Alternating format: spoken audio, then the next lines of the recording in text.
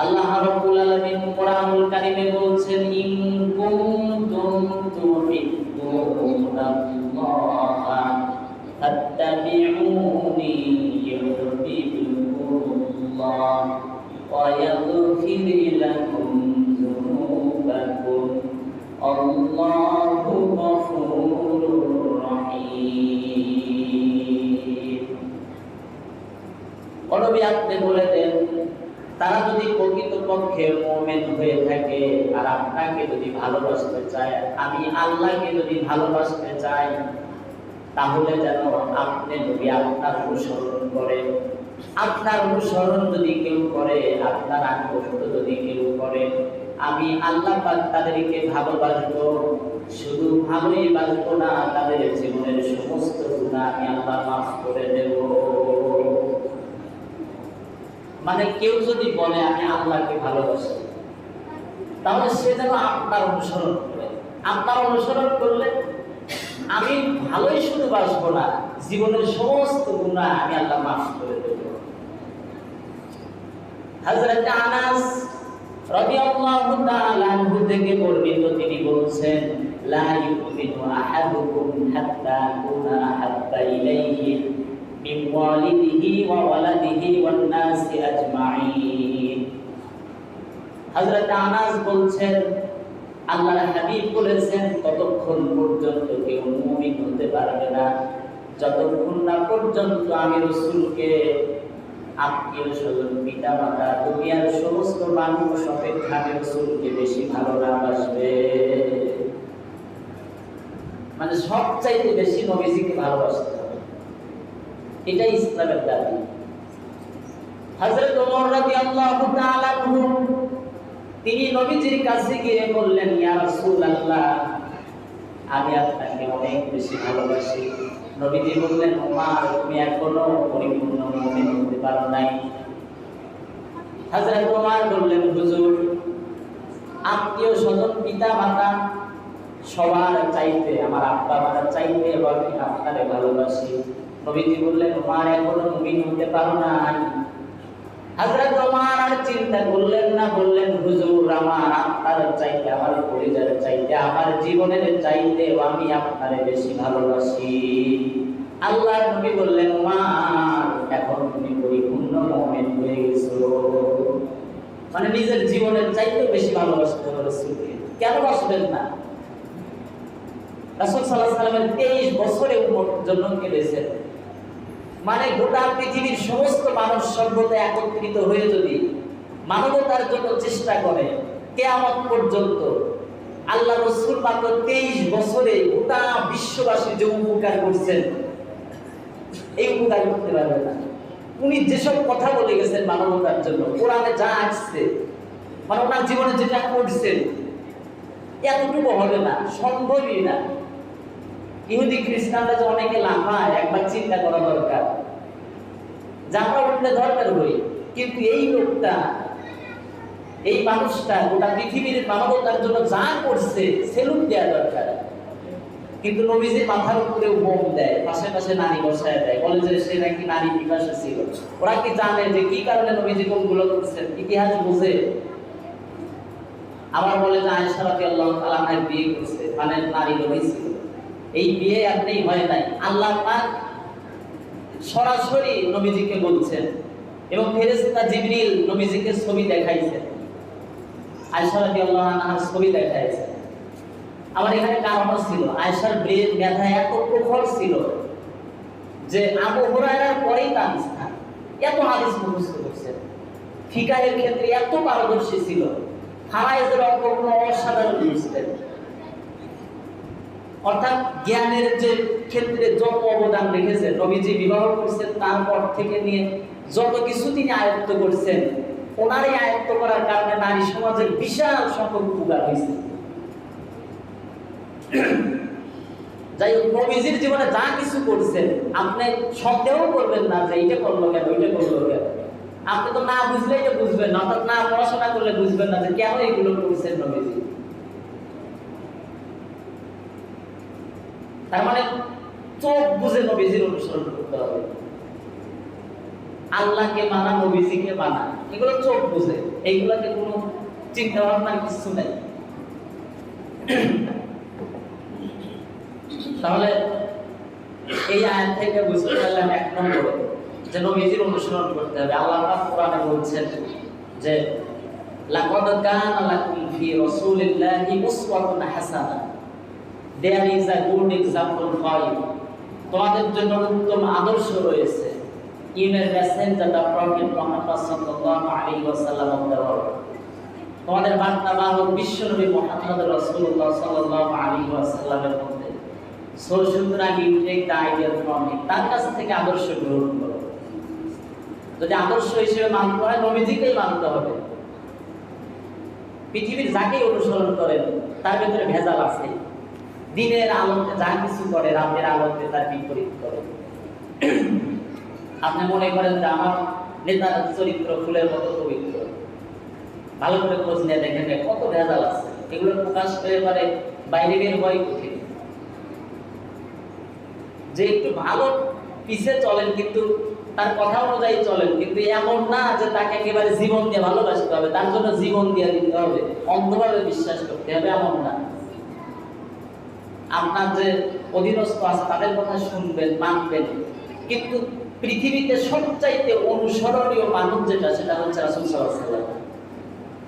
আল্লাহর হাবিব বলেছেন, ও সাহাবীরা, আমার ভেতরে দিনের আলোতে যা কিছু তোমরা দেখতে পাও, রাতের আধারে যা কিছু দেখতে পাও, সবগুলো খুলে খুলে মানুষের কাছে বর্ণনা করে দাও।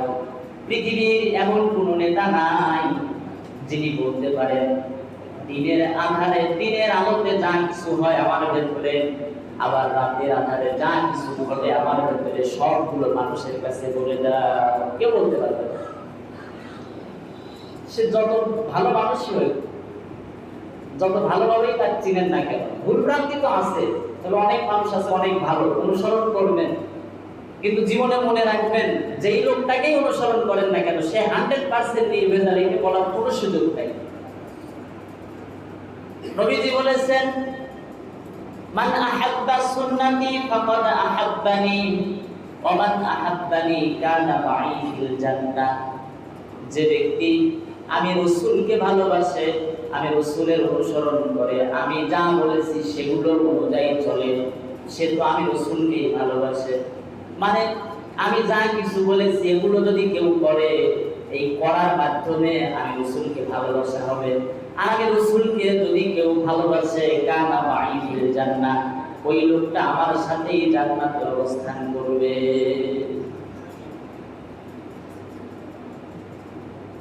যেহেতু সময় শেষ হয়ে গেছে, এক নম্বর পয়েন্ট বললাম যে রাসূলের অনুসরণ করতে হবে, এইটাকে একেবারে আঁকড়ে ধরতে হবে।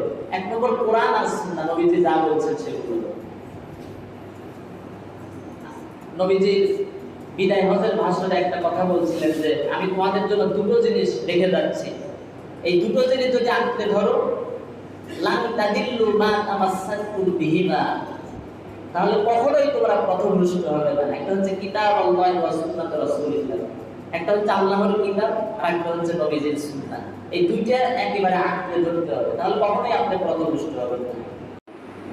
ونشهد أن سيدنا ومولانا محمدا عبده ورسوله الذي أرسله بالحق بشيرا ونذيرا وداعيا إلى الله بإذنه وسراجا وقمرا منيرا. فقد قال الله تعالى في كلامه المجيد وفرقانه الحميد: أعوذ بالله من الشيطان الرجيم. بسم الله الرحمن الرحيم. إن الله وملائكته يصلون على النبي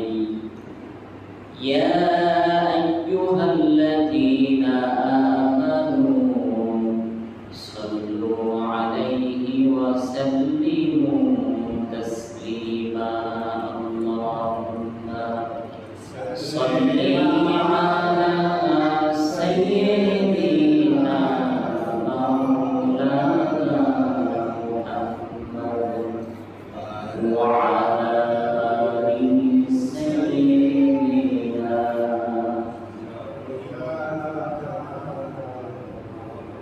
যে মানুষ মানুষের বেদনায় কেঁদেছিলে না জীবন মদিনায়, সেই মানুষ সেই দেশ যদি হয় এত সুন্দর, না জানি তাহলে তুমি কত সুন্দর, কত সুন্দর। আল্লাহুম্মা সাল্লি আলা সাইয়্যিদিনা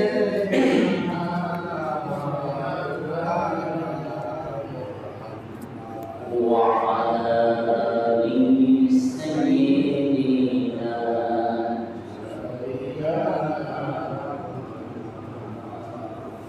বুলবুলায়ে ফুল তো বুলবুল का तौदीना हो, जन्नती बहर में कलियों का तबस्सुम दीना हो, बलगल उला बिकमालिही कशफत तुजा बिजमालिही हसनत जमीउ बिसालिही सल्लु अलैहि ওয়া আলিহি। সমস্ত প্রশংসা আল্লাহ তাআলার দরবারে, যারা রব্বুল আলামিন আমাদেরকে সুস্থ শরীরে জুমার নামাজ আদায় করার জন্য কবুল করেছেন। সবাই বলছে আলহামদুলিল্লাহ। নবীজির প্রতি দরুদ, সবাই বলে সাল্লাল্লাহু আলাইহি ওয়াসাল্লাম।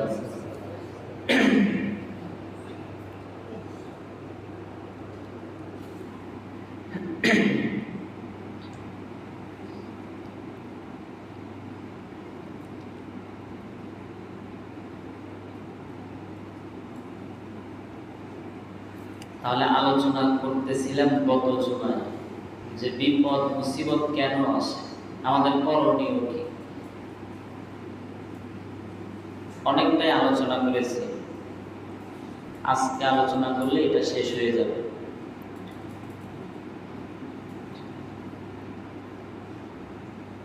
বড় বড় পাপের শাস্তি হিসেবে আল্লাহ পাক বিপদ মুসিবত দেন। এর ভেতরে 1 নম্বরে বলছিলাম আল্লাহর স্মরণ বা আইন থেকে বিমুখতা অবলম্বন করা। 2 নম্বরে বলেছিলাম যে অঙ্গীকার ভঙ্গ করা, ন্যায় বিচার না করা। 3 নম্বর থেকে আমরা আজকে আলোচনা করব 3 নম্বরে যাকাত না দেওয়া। তাহলে বিপদ কেন আসে? 1 নম্বরে আল্লাহর আইন যদি অমান্য করি তাহলে আমাদের খুব বিপদ আসবে। এরপরে যাকাত যদি আদায় না করি তাও আল্লাহ পাক বিপদ দিবেন সেই জনসমাজের উপরে। মানে যাকাত এতটা গুরুত্বপূর্ণ, আল্লাহ পাক কোরআনের অনেক জায়গায় যাকাতের কথা বলেছেন। আবার যাকাত দেওয়ার নিয়মগুলো আল্লাহ বর্ণনা করে দিয়েছেন, কাদেরকে আপনি যাকাত দিবেন। আর যাকাতের বিপরীতে আছে সুদ, এটা তো অবশ্যই পরিত্যাগ করতে হবে, এই কারণেও বিপদ আছে। আর যাকাতের আলোচনা করেছে যে কতটুকু পরিমাণ সম্পদ হলে আপনাকে যাকাত দিতে হবে। তাহলে কেউ যদি নিসাব পরিমাণ সম্পদের মালিক হয় যাকাত দিবেন, আর সমাজের যে সুদ আছে এটা পুরাই পরিত্যাগ করতে হবে। আল্লাহ পাক কোরআনে বলেছেন ইয়া আইয়ুহাল্লাযীনা আমানু, ও ইউলি, ও যারা ঈমান এনেছো, ইত্তাকুল্লাহ, হে আল্লাহ, তোমরা আল্লাহকে ভয় করো। ওয়াজানু মা বাকিয়া মিনার রিবা, এবং লিভ পরিত্যাগ করো হোয়াট কামস ফ্রম রিবা, সুদের যা বকেয়া রয়েছে। ইন কুনতুম মুমিনিন, ইফ ইউ আর বলিভার্স, যদি তোমরা মুমিন হও। আল্লাহ পাক বলেছেন ফাইল্লাম তাফআলু, if you do not do so, যদি তোমরা তা না করো, মানে সুদটা যদি না ছেড়ে দাও, ফাআযানু, দেন ওয়েট, তাহলে অপেক্ষা করো, বিহারবিন, ফর আ ওয়ার, যুদ্ধ করার জন্য, মিনাল্লাহি ওয়া রাসূলি, আল্লাহ এন্ড হিজ মেসেঞ্জার, আল্লাহ এবং তার রাসূলের সাথে। মানে সুদের সবচেয়ে বড় গুনাহ হচ্ছে আল্লাহ এবং তার রাসূলের সাথে যুদ্ধ করা। মানে যারা সুদ খায় সরাসরি আল্লাহর সাথে যুদ্ধ করার মতো। যেই ব্যক্তি সুদ খায় সে যেন প্রস্তুতি নিয়েছে আল্লাহ এবং তার রাসূলের সাথে যুদ্ধ করার জন্য। তাহলে এর সবচেয়ে ছোট গুনাহ কি? ছোট গুনাহ হচ্ছে আপন মায়ের সাথে জিনা করা। হাদিসে বিভিন্ন ভাবে এসেছে। তো এটা শুনেই তো কতটা মারাত্মক মনে হচ্ছে। তাহলে আজকে এতটুকু আলোচনা শুনে আমার মনে হয় যে সুদ আর খাওয়ার কথা না। আপনি যদি 1 টাকাও সুদ খান, আপন মায়ের সাথে জিনা করার মতো গুনাহ হবে। এই আলোচনাটা যারা শুনতেছে, আমার মনে হয় যদি লজ্জা থাকতো, ঘৃণা থাকতো, তাহলে সুদ আর খেত না। বলবেন সুদ আমরা খাই না, প্রত্যেক ঘরে ঘরে সুদ। আপনাদের কিস্তি উঠান, এটাও সুদ। আপনি বিভিন্নভাবে লোন দেন, এগুলো সুদ। ওই এক জায়গায় টাকা জমায় রেখে তারপরে যে আপনি নেন ওখান থেকে, তারপরে বাড়িতে এসে বাজার করেন, এইটা ওইটা করেন, মনে হয় যে কি আমার আপনি দেন, আমার টাকা তো টাকাই হয়ে গেছে, এটাও সুদ। তারপরে জমি জমাকে আপনি কেমন যেন কি কি করে, তারপরে ওই জায়গা থেকে টাকা পায়, এটাও সুদ। মানে তো যদি বলতে যাই প্রত্যেক ঘরে ঘরে সুদ ছড়ায় ফেলেছে। তাহলে বিপদের কারণ হচ্ছে যাকাত না দেয়া আর সুদ খাওয়া। কিয়ামতের দিন যত অপরাধ আছে সব অপরাধের শাস্তি দেয়া হবে। এর ভেতরে যাকাত না দেওয়ার শাস্তিটা হবে খুবই ভয়ঙ্কর। কিয়ামতের দিন আল্লাহ পাক জাহান্নামের ভেতরে যাকাতের মালগুলোকে, সম্পদগুলোকে সুন্দর করে পোড়াবেন, লাল টকটক যখন হয়ে যাবে, এটা পুড়ে যখন একেবারে খুব গরম হয়ে যাবে, আল্লাহ পাক ফেরেশতাদেরকে অর্ডার করবে এগুলো দিয়ে তাদের কপালে, পৃষ্ঠদেশে, বিভিন্ন জায়গায় ছ্যাঁক দিতে থাকো। ফেরেশতারা ছ্যাঁক দিবে আর বলবেন, তোমরা যে সম্পদগুলো ইনকাম করেছিলে, যাকাত আদায় করো নাই, গরিব মিসকিন অসহায়দের হকগুলো দেও নাই, সেই সম্পদগুলো আজকে এরকম আগুনের রূপ ধারণ করেছে, এগুলোর স্বাদ তোমরা আজকে গ্রহণ করো। ওইগুলোকে ছ্যাঁক দেওয়া হবে। এবং এই যে সম্পদগুলো, এগুলো সাপের আকার ধারণ করবে এবং ওই ব্যক্তিকে কামড়াতে থাকবে। হাদিসে আপনি অনেক লম্বা আলোচনা যাকাত নিয়ে, আর এইটা তো বলেছি কারো ঘরে যদি শতকরা 2.5% যাকাত দিতে হবে, কিন্তু নিয়ম তো আছে। আপনি কতটুকু পরিমাণ সম্পদ হলে যাকাত দিবেন সেইটাও একটু জানা দরকার। 52.5 তোলা রৌপ্য অথবা 7.5 তোলা স্বর্ণ অথবা এই পরিমাণ অর্থ যদি কারোর কাছে থাকে আর সেটা যদি 1 বছর পর্যন্ত ঘুরে, তাহলে যাকাত দিতে হবে না। এর কম হলে যাকাত দিতে হবে না। আর কোরবানি আর এইটার ভেতরে পার্থক্য আছে। কোরবানি হচ্ছে 3 দিনের ভেতরে সম্পদ যদি আসে কাছে তাহলে কোরবানি দেওয়া উচিত, কিন্তু এইটার জন্য এরকম না। এইটা 1 বছর পর্যন্ত থাকা লাগবে। আর আপনার যে সম্পদগুলো আছে, বাড়ি আছে, মোটরসাইকেল আছে, অথবা যেই ঘরে আপনি বসবাস করেন ঘরটা আছে, বিভিন্ন আসবাবপত্র আছে, এগুলোর যাকাত নাই। মানে আমি যেগুলো ব্যবহার করতেছি আমার নিজের জন্য, পরিবারের জন্য, সাংসারিক কাজে, এগুলোর যাকাত নাই। কিন্তু যদি মোটরসাইকেলের ব্যবসা থাকে সেই ক্ষেত্রে আবার ওইটার নিয়ম আছে, যাকাত আছে। আমার ফসল আছে, যদিও আপনার জমি আছে সেই থেকে আপনি যাকাত দিচ্ছেন না, কিন্তু ফসল যে হচ্ছে ওই জমিতে, ওই ফসলের আবার যাকাত আছে। যেটাকে বলা হয় ওষুধ। আবার গরু ছাগল আছে, সেইগুলোরও জাকাত আছে, উট আছে, সেইগুলোরও জাকাত আছে। এক কথায় জাকাতের নিয়মগুলো আগে জানা দরকার, যে যারা ধনী বিশেষ করে তাদের এগুলো জানা দরকার। আবার আপনার অনেক টাকা ঋণ আছে, সেই ক্ষেত্রে কি হবে? সেই ক্ষেত্রে হিসাব করতে হবে যে আমার ঋণের পরিমাণটা যদি বেশি হয়ে যায় তাহলে আপনার জাকাত দিতে হবে না, কারণ তখন আপনি জাকাত খেতে পারবেন। মানে আপনার ঋণগ্রস্ত, অনেক ঋণ হয়ে গেছে, আপনার 5 লাখ টাকা কাছে আছে, 6 লাখ টাকা কাছে আছে, কিন্তু আপনার 7 লক্ষ টাকা ঋণ। তার মানে বুঝতে হবে যে আপনি ফকির, মানে ওইটা বিয়োগ করা লাগে। বিয়োগ করার পর দেখা যাবে 5 লক্ষ টাকা আমার কাছে আছে, কিন্তু 5.5 লক্ষ টাকা ঋণ। তার মানে আপনার আছেই 50,000 টাকা, আপনি নিজেই তো জাকাত খেতে পারবেন। আচ্ছা, এরপরে হচ্ছে জিনা ব্যভিচার বৃদ্ধি পাওয়া।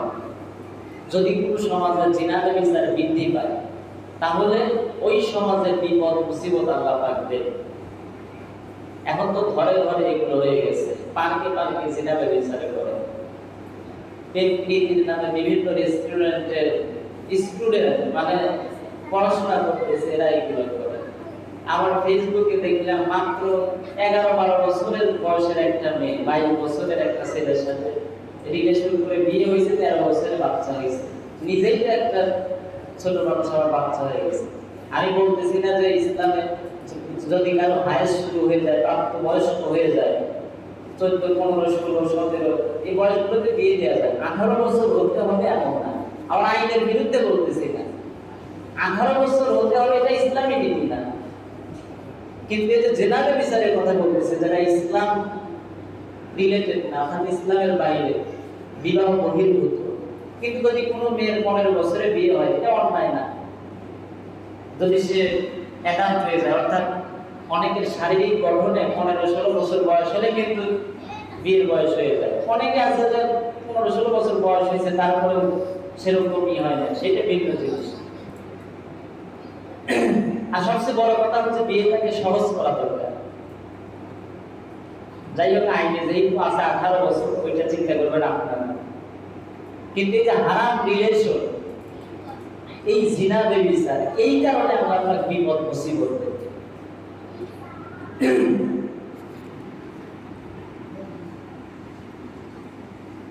এরপরে ওজনে কম দেয়। ওজনে যদি কম দেওয়া হয় কোন সমাজে, রাষ্ট্রে, তাইলে সেই সমাজ রাষ্ট্রে বিপদ মুসিবত আসে। আপনি কোনো কিছু কিনতে গেছেন, ধানের ব্যবসায়ও এইগুলো করে, তুষের মাপে তুষ ধানি করার পর এইগুলোতে কম বেশি করে, অনেক কম বেশি করে, লাভটা হয়।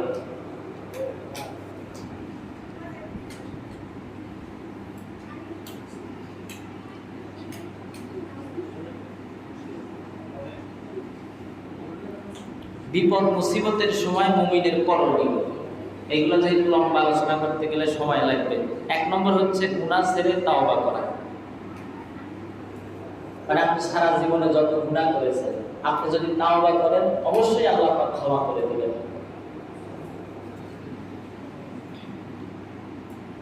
এরপরে 2 নম্বর হচ্ছে দোয়া করা। বিপদ মুসিবত থেকে বাঁচার জন্য আমার কাছে বেশি বেশি দোয়া করা দরকার। যদি এখানে কোরআনের আয়াত আছে, হাদিস আছে, অনেক লম্বা একটা বিষয়। এরপরে 3 নম্বরে সবর করা। 4 নম্বরে রুজু হওয়া, মানে আল্লাহর দিকে ফিরে আসা। 5 নম্বরে তাকদীরের উপর সমর্পণ করা। এগুলো যদি করি আমরা অবশ্যই বিপদ আপদ মুসিবত থেকে ইনশাআল্লাহ বাঁচতে পারবো।